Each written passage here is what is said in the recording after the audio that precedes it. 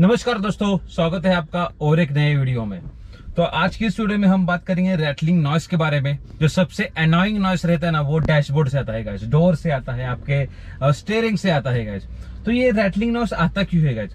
जो आपके अंदर वायरिंग्स रहते हैं उसको होल्ड करने के लिए हम क्लिप्स यूज करते हैं। ओके, जब आप स्पीड ब्रेकर से जाते हो, गड्ढों से जाते हो, तो वो जो क्लिप है और जो आपका प्लास्टिक पार्ट है वो एक दूसरे को टकराता है और उसकी वजह से नॉइज आता है।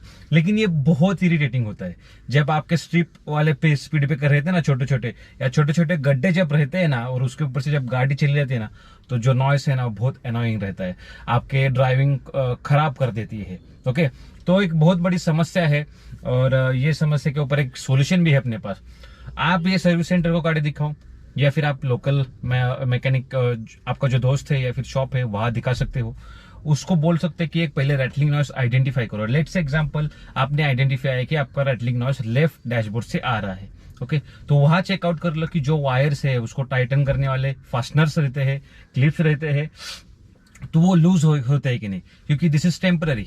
बाद में तो कोई भी आप फास्टनर ले लो, क्लिप्स ले लो जो मेटल्स के हैं, वो बाद में लूज होने वाले ही। ओके, वो आपके प्लास्टिक पार्ट को टकराते कि नहीं टकराते, वो आइडेंटिफाई कर लो।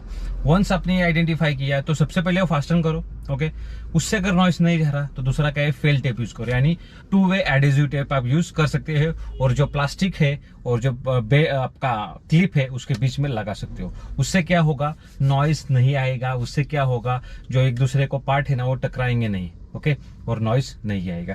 तो यही एक बेस्ट सोल्यूशन है एज ऑफ नाउ, और ये आप खुद भी कर सकते हैं, लेकिन सर्विस सेंटर दिखाओ।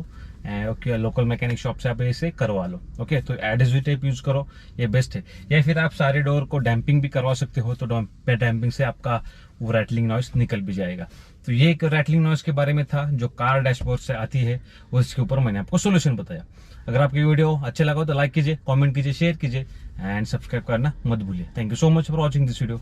Bye bye.